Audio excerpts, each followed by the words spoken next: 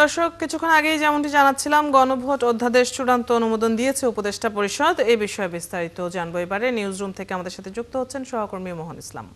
মোহন, অনুমোদন পাওয়া গণভোট আইনে কি বলা হয়েছে এবং এই সম্পর্কে সরকারের তরফ থেকে কখন আনুষ্ঠানিকভাবে জানানো হবে?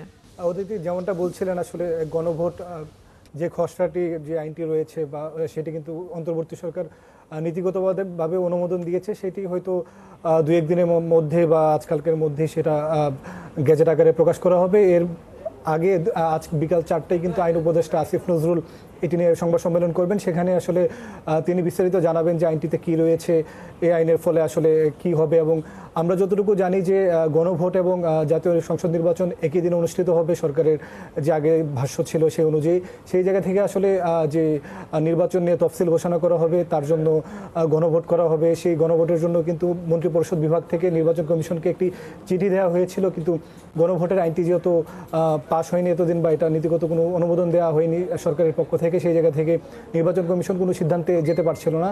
আজ উপদেষ্টা পরিষদের বিশেষ বৈঠকে সেই আইনের নীতিগত অনুমোদন দেওয়া হয়েছে। সেই জায়গা থেকে আসলে নির্বাচন কমিশনের আর কোনো বাধা থাকছে না।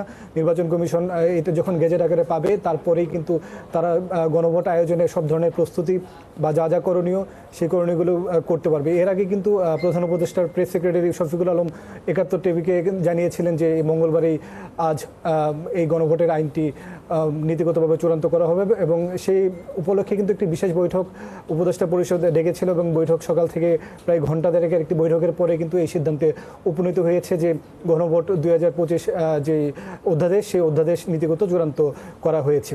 এর ফলে কিন্তু আর কোনো বাধা থাকছে না। এবং যেমনটা বলছিলাম যে ২০২৬-এর ফেব্রুয়ারির প্রথমার্ধে যে নির্বাচনটি হবে, সেই নির্বাচনের সাথে কিন্তু গণভোট হবে। এবং এই গণভোট জনগণকে জানানোর জন্য কিন্তু সরকার কয়েকটি পদক্ষেপ নিচ্ছে। বিশেষ করে ব্যাপক প্রচারণা চালানো হবে বলে কিন্তু অন্তর্বর্তী সরকারের পক্ষ থেকে ৭১ টিভিকে জানানো হয়েছিল। এবং একটু আগে কিন্তু সৈয়দা রিজওয়ানা হাসান চৌধুরী, যিনি পরিবেশ বিষয়ক উপদেষ্টা, তিনি কিন্তু অফিসিয়ালি গণমাধ্যম অর্থাৎ ৭১ টিভিকেও জানিয়েছেন যে এই অধ্যাদেশটি নীতিগতভাবে চূড়ান্ত করা হয়েছে। ফলে আর কোনো বাধা থাকছে না অদিতি, যে সরকার গণভোটের যে আয়োজন করবে এবং নির্বাচন কমিশন যে সেই প্রস্তুতি নেবে, সেই বিষয়ে কোনো বাধা থাকছে না। মন্ত্রিপরিষদ বিভাগের চিঠি পেয়েছে নির্বাচন কমিশন, হয়তো গেজেট। এবং মোহন, আপনি যেমনটি জানাচ্ছিলেন যে আইন উপদেষ্টার একটি আনুষ্ঠানিক ব্রিফিংও রয়েছে, নিশ্চয়ই সেখান থেকেও আমরা আরো তথ্যগুলো জানতে পারবো। দর্শক, নিউজ রুম থেকে সহকর্মী মোহন ইসলাম যুক্ত ছিলেন এতক্ষণ।